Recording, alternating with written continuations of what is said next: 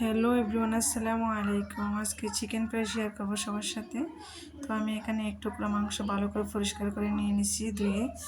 তো আমি এগুলো ছোটো ছোটো আকারে কাটে নেব এবং এর সাথে আমি কিছু মশলা, নাগামরিচ, কাঁচামরিচ, রসুন এবং ফ্রেশ আদা। তো আমি এগুলা এখন বেটে নেব।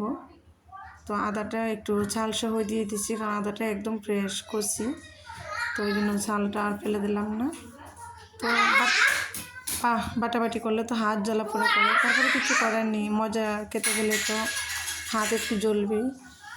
তো আমি এগুলো সবগুলো বেটে নিলাম, নিয়ে মাংসটা মশলার সাথে অনেকক্ষণ সুন্দর করে ভালো করে মাখিয়ে নিলাম। তো মাখানো আমার শেষ পর্যায়ে, তো সুন্দর করে মাখানোর সাথে আমি একটু লেবুর রসও দিয়ে দিলাম যাতে ভালো হয়। তো তারপর আমি একটু মরিচ, একটু ধনিয়া গুঁড়ো, একটু লবণ দিয়ে একটু সয়া সস দিয়ে দিলাম। তারপরে এগুলো আমি ম্যারিনেট করে আধা ঘন্টা কিংবা 20 মিনিটের জন্য রেখে দেব। তো আমার ম্যারিনেট করার পর 20 মিনিট রাখার পর তারপর এখানে আমি কিছু ময়দা নিলাম। ময়দাতে আমি আবার একটু সামান্য বেকিং পাউডার দিয়ে দিচ্ছি হালকা, দিয়ে আস্ত ধনিয়া, গোলমরিচের গুঁড়া সাথে আমি এগুলা মিক্সড করে তারপর মাংসটা চেপে চেপে মুঠো আকৃতিতে, এবার ঠান্ডা পানিতে একটু চুবিয়ে নেব। ঠান্ডা পানি না দিলেও সমস্যা নেই, তো ঠান্ডা পানি দিলে অবশ্যই ভালো হয়। তারপর আমি আবার কিছুটা ময়দা চেপে চেপে লাগিয়ে নিচ্ছি।